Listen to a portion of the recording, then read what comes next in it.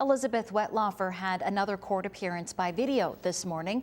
While it didn't take long, the speed of her legal proceedings seems to be picking up. She'll be back next week and for the first time in person. CTV's Abigail Beeman joins us. And Abigail, the mood changed for some families there today. Thank you.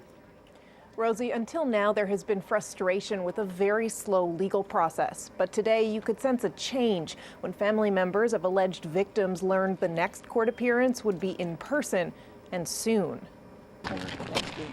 This morning, Arpad Horvath saw his father's accused killer by video for the first time. It's quick and upsetting that she just comes in and that's it and it's over. But, you know, everybody's doing their job. Elizabeth Wettlaufer is charged with killing 8 seniors at 2 long-term care homes in Woodstock and London between 2007 and 2014. The families who keep attending her brief video appearances hear Wettlaufer say her name and not much more. I'm one that needs to know these things, and it is very, very difficult not to know what's going to happen next. But we only have to wait a week. Next Friday, they'll see her in person for the first time. I'm looking actually kind of forward to seeing the person who took my father from me, allegedly. So mentally, I'm going to have to prepare for it, I think, as is everyone else. I think the entire court's going to have to prepare for it. I'm nervous about the whole thing. You know, as soon as I see her on the screen, I start to cry because I think of my father's face. And I'm not handling it very well. For some family members, an in-person court appearance is a sign of progress and even hope. But Wettlaufer's lawyer suggests they won't learn much more next week. What can we expect on the 13th? Just another routine appearance. I'm ready for anything. This is my dad, so I have to be. He's my father, and I'm going to be here for him, whether he's here or not, because I know he's here somewhere watching. All kinds of emotions in a long trek towards justice and closure. Wettlaufer's lawyer still doesn't have all the information about the case, but he says disclosure is a process, not an event. He expects something substantial by the end of the month. Good evening. A possible serial killer is accused of trying to hurt or kill 6 more people with insulin. The OPP released additional details as former nurse Elizabeth Wettlaufer appeared in court to hear the new charges against her. We begin our coverage with CTV's Nicole Lampa. Nicole, the courtroom was filled with relatives of some of the alleged victims. Alex, many of them began to tear up when they saw Wettlaufer escorted in, her hands and feet shackled. Elizabeth Wettlaufer now faces 6 new charges, 2 counts of aggravated assault and 4 counts of attempted murder, on top of 8 counts of first-degree murder. Relatives of alleged victims were emotional when they saw the accused killer in person. What did you see in her face?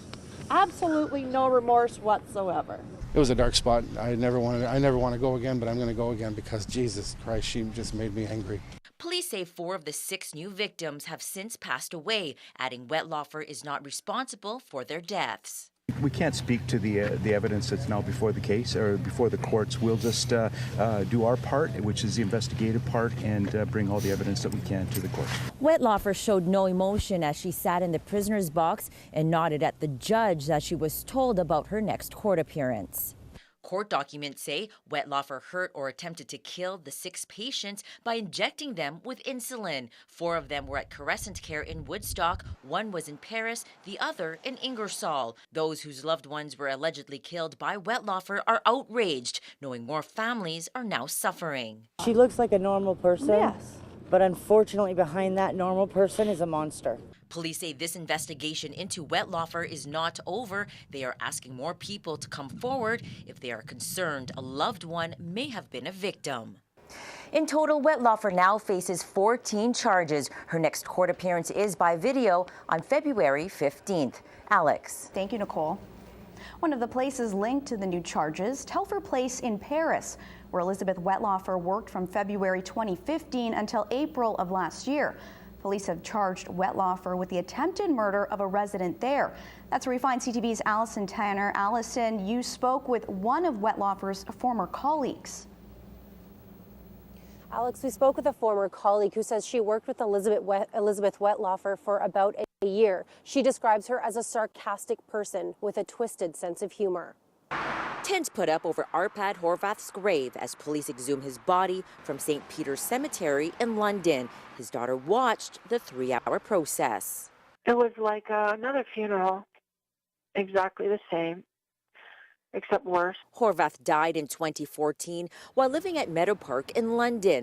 Well, CTV News has learned Elizabeth Wettlaufer was fired from the Woodstock nursing home where 11 of her alleged victims lived.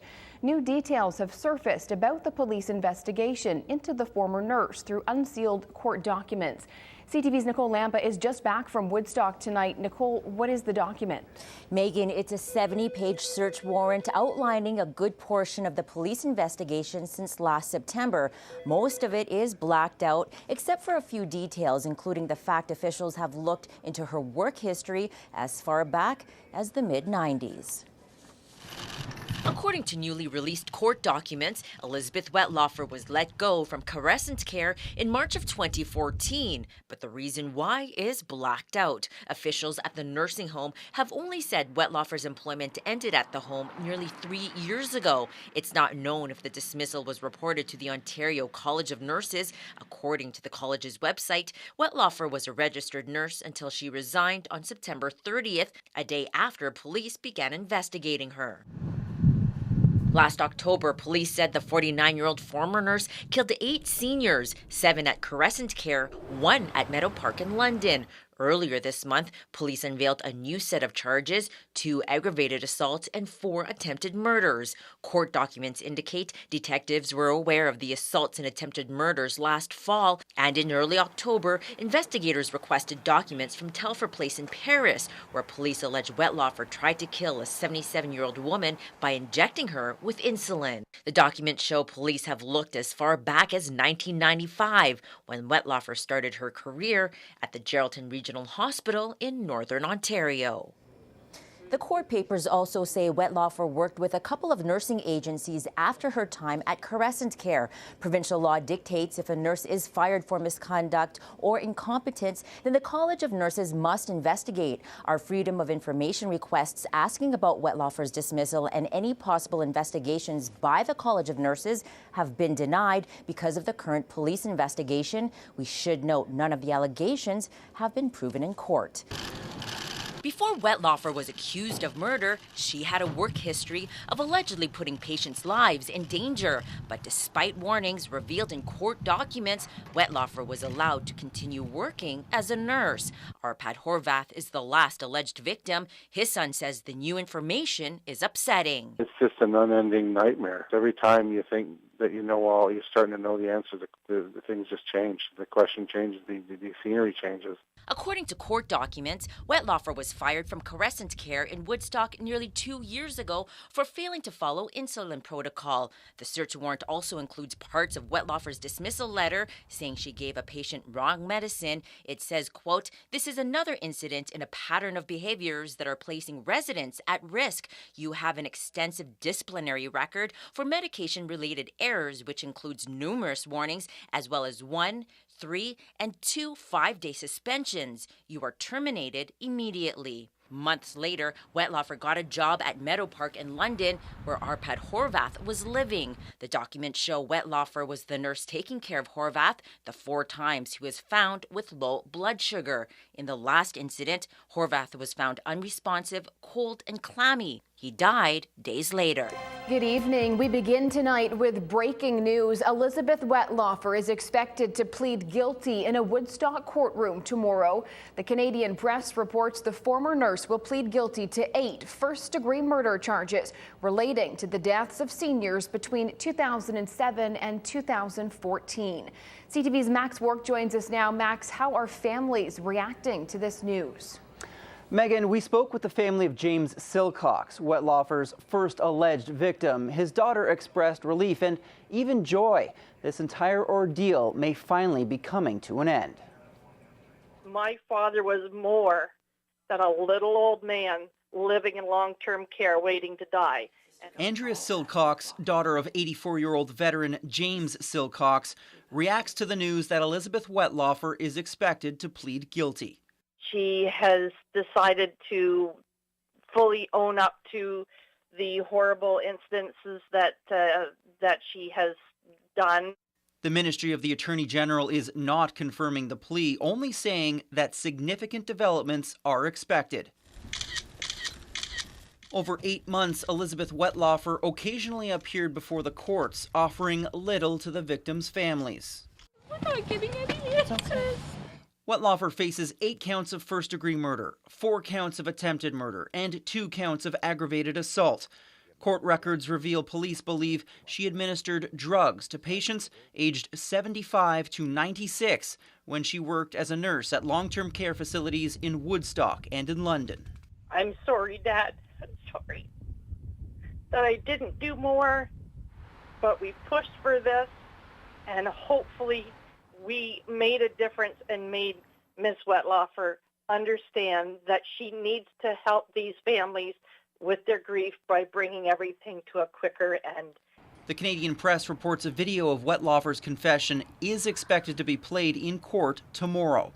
We will always be sad, but we can finally put it behind us.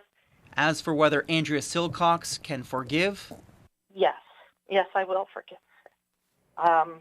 Forget? No. Forgive? Yes.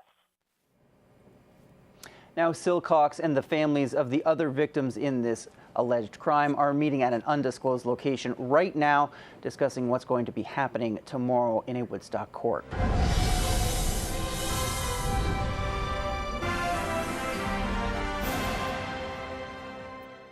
Counting the medications at the end of the shift, and it was a hard job. And I always was putting this pressure on myself to be a really good nurse and to do everything perfectly. Elizabeth Wettlaufer guilty, now one of the most notorious serial killers in Canadian history. The former nurse pleading guilty to all 14 counts she's facing, including 8 first-degree murder charges. Wettlaufer confirms she was not impaired by drugs or alcohol when she committed the murders, saying she injected her victims with insulin for no medical purpose. Wettlaufer arrived at the courthouse in Woodstock this morning, shackled and under a heavy police presence. The courtroom was packed with family, friends, reporters, and the curious. The pleas bringing to an end a case that began just 7 months ago. Good evening. We have extensive coverage tonight. We'll look at the investigation and how Elizabeth Wettlaufer was able to kill undetected for 7 years. We'll also hear from the families of the victims. But we begin at the courthouse in Woodstock, where details of the murders were made public. Most of this afternoon's proceedings involved watching the 2.5-hour videotaped confession. We'll show you parts of it, and we must warn you, some of the content is disturbing. CTV's Nicole Lampa was in the courtroom as the guilty pleas were made, 14 in all. Nicole, stunned silence, the occasional sniffle. Family members tried to prepare, but it was difficult to hear Wettlaufer explain her motives for murder. Well, Megan, during the video, Wettlaufer confessed that she felt as though God was speaking to her. She says that she felt something in her stomach and heard loud laughter every time she injected her victims with insulin. Well, friends and family members had to endure watching the chilling confession video, listening to details of how their loved ones died. At times, the facts were gruesome and forced at least one person from the courtroom. CTV's Max Work joins us now with reaction from the victims' families. Max. Megan, from the daughter of James Silcox, Wettlaufer's first victim, to the children of Arpad Horvath, Wettlaufer's last, they each call today one of, if not the toughest things they'll ever endure. Shock. I thought I was able to handle hearing, and I couldn't. And utter sadness. She took away my best friend and my hero, and I can't forgive that. One by one, Elizabeth Wettlaufer's victims were announced. Then family heard the cold facts of their death. So why did a nurse become a serial killer, and how was she caught? Elizabeth Wettlaufer hid many secrets. The murders date back to 2007. And when she finally came clean last fall, it broke a story nobody could believe. From the outside, Elizabeth Wettlaufer appeared to be a kind, caring nurse. Neighbors at her former Woodstock apartment say it wasn't until last summer that she started talking openly about a drug addiction. Percocet, oxys, morphine, you name it. By then, Wettlaufer had been working in the healthcare system for about 2 decades after graduating from Conestoga College in the early 90s. Well, throughout this case, startling details emerged about Elizabeth Wettlaufer, including a search warrant outlining Wettlaufer had a history of medical errors, warnings, and suspensions. And now legal experts are speaking about some of the challenges when dealing with a case like this. CTV's Alex Pinto continues our coverage in Woodstock at police headquarters with more on the investigation into Elizabeth Wettlaufer. Alex. Megan, there was a 4.5-week investigation before Wettlaufer was first charged. It was last September. Provincial Police, London Police, and Woodstock Police launched their investigation, an investigation that may not have happened if Wettlaufer didn't come forward. And while we now know Elizabeth Wettlaufer committed these crimes, there are still a lot of questions about how she got away with them undetected for so many years. Today, court heard Wettlaufer tried to confess to a number of people, but nothing came of it.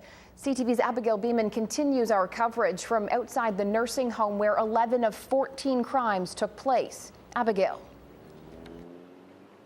Megan, it's a long list of attempted confessions, a cousin, a former boyfriend, a lawyer, a pastor. Finally, right before her latest stint in rehab, one friend told her to call police and tell them, or else they would instead. Well, by admitting the murders of 8 people, Wettlaufer joins the ranks of Canada's most infamous and prolific serial killers. Robert Willie Pickton was convicted of murdering 6 women in 2007 and charged in the deaths of 20 more. The Crown in that case reported Pickton had confessed to a total of 49 killings. Clifford Olson is another of Canada's most notorious serial killers. He confessed to murdering 11 children and young people in the early 1980s. And schoolgirl killer Paul Bernardo is likely Canada's most well-known killer. He was convicted in the early 90s in the rapes and murders of Kristen French and Leslie Mahaffey.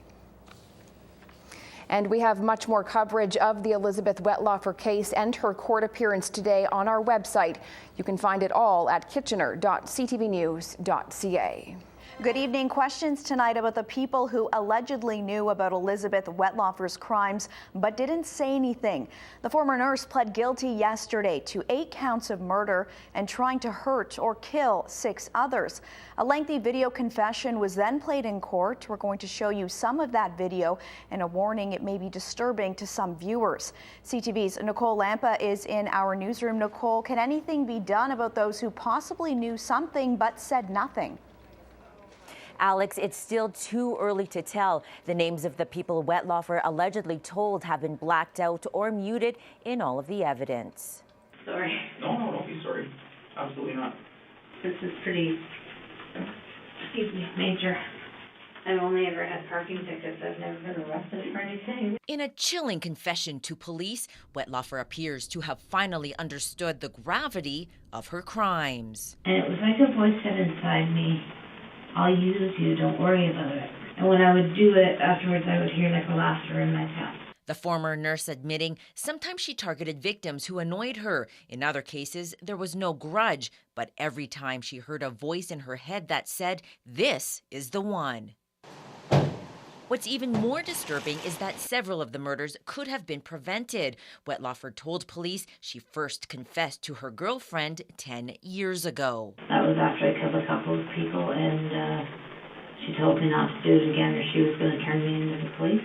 Wettlaufer went on to tell 6 others, including a pastor and a lawyer. All remained silent, a concern for legal experts. I think that's going to be very closely scrutinized, and it reinforces what I say about all unsolved cases, which is that somebody always knows something. If I were the other people and I was named as one of those people, I'd be going and seeing a lawyer. The court heard last summer Wettlaufer decided to stop her killing spree after her supervisor approached her about a new job. We have so many kids in schools in Ingersoll that need help with their insulin pumps that you're going to start working in Ingersoll.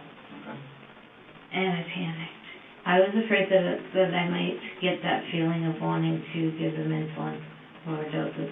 A few weeks later, Wettlaufer told a couple more friends and a psychiatrist at CAMH in Toronto they finally reported her to police. Now I know that it wasn't God, and I'm ashamed of myself.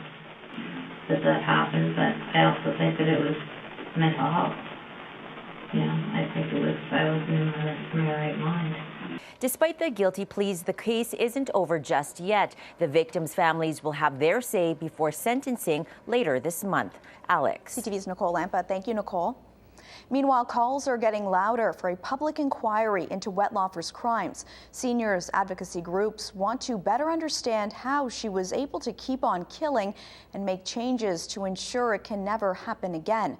CTV's Abigail Beeman joins us with this story. Abigail, Karp was the first to call to this after the guilty plea yesterday, but they're not alone. Right, Alex, and tonight we're learning more about what an inquiry could tell us. A killer nurse injecting deadly doses of insulin, unchecked for years. The confession is everything. Former police detective Mark Mendelson says she wouldn't have been caught without it. A woman like Wettlaufer, who slipped through the cracks with all of her disciplinary and performance issues, still managed to get jobs. These are things that need to be looked at in much greater detail moving forward. The Advocacy Center for the Elderly has been calling for a public inquiry into the entire sector. We need to see what, when there's deaths, when there's issues going on, who is reporting it? Because right now it's a lot of self-reporting by the long-term care homes. Jane Meadus tells us an inquiry with recommendations could address the big questions. How was Wettlaufer able to work in multiple places after she was fired by Crescent Care? What did the coroner, the nursing homes, and the College of Nurses do? Something that's long been asked, never answered. Today, the college tells CTV News it suggests loosening the rules around confidentiality. In high-risk situations, we support being able to share beyond just that the member is under investigation.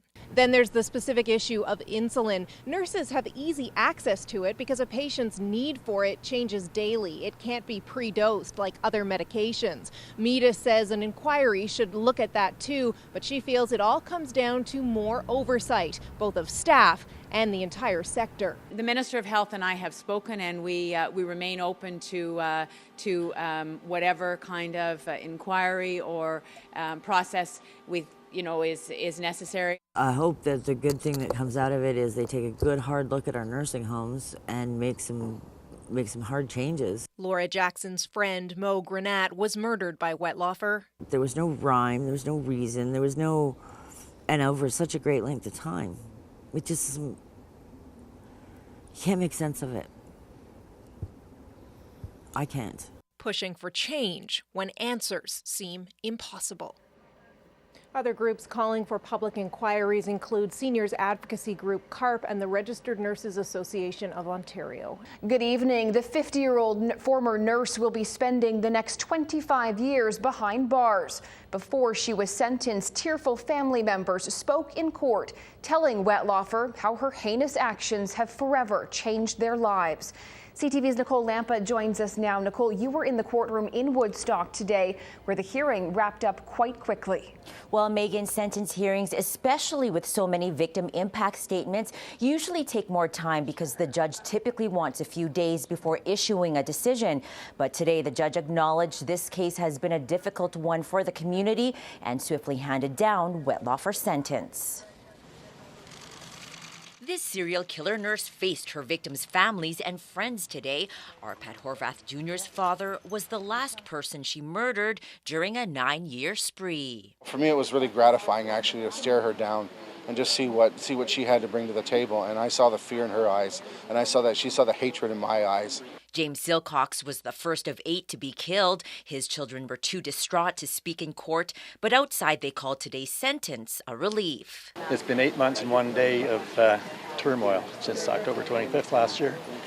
And we just want to get our lives back in order. More than a dozen victim impact statements were read out loud. One of the most disturbing was from a woman who Wettlaufer tried to kill last summer. Bev Bertram's handwritten message was read through the Crown Attorney. In it, she says, "I thought I was screaming, 'Help me,' but I was just moaning, I guess." After Wettlaufer's arrest, Bertram says, "I was worried she'd get out and come finish the job." It was difficult to see Wettlaufer's reaction during the hearing because her back was toward the gallery. However, when she stood up and apologized, she spoke briefly and said she was extremely sorry.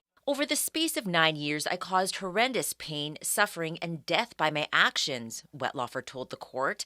I hope that now these proceedings are over, these families will begin to find peace and health. 96-year-old Mary Zurawinski was the oldest victim. Her family doesn't accept the apology. When she killed my grandmother, she went on a cruise the next day. That's right. On her vacation and had fun and took pictures and laughed, and she has emotions. She doesn't have to fake them. She just doesn't have emotion when it comes to deciding whose life that she's going to take. Wettlaufer will be 75 years old by the time she's eligible for parole. What does a 75-year-old woman do when getting out of prison with no support system behind her? I think she'll be satisfied to stay in prison. I think she should spend the rest of her life in a small box contemplating what she's done. Hopefully her conscience just becomes her prison, and I hope she rots in it. In total, Wettlaufer is convicted of 8 counts of first-degree murder, 4 counts of attempted murder, and 2 counts of aggravated assault. She won't be able to apply for parole until 2041. It's been a rough year. Thanks, Ms. DeWolf. It's been a rough year, okay? One by one, family members. Every level of society has failed our seniors. And healthcare workers. Long-term care is in crisis. We have been in crisis for years. Not enough beds, not enough staff. At every coffee break, everywhere you go, this is what people talk about when you're in the hospital at the water cooler. That's what people are talking about. What red flags do we watch for? Because it seems like there were a lot of red flags, and a lot of those red flags were reported. Shared concerns about the healthcare system, with the team of 7 tasked with carrying out the 2-year public inquiry into the Elizabeth Wettlaufer murders. The common themes: long-term care needs more staff, absolutely more staff. Not enough staffing and not enough oversight. That's what Andrea Silcox believes. Her father, James, was one of Wettlaufer's victims. A good, strong home only starts at the top. If you don't have a good roof on a home, the bottom will fall apart. A big criticism of this inquiry is that focusing on the Wettlaufer murders makes it too narrow in scope, even though the commissioner, Justice Eileen Galiz, has the power to include anything she feels is relevant.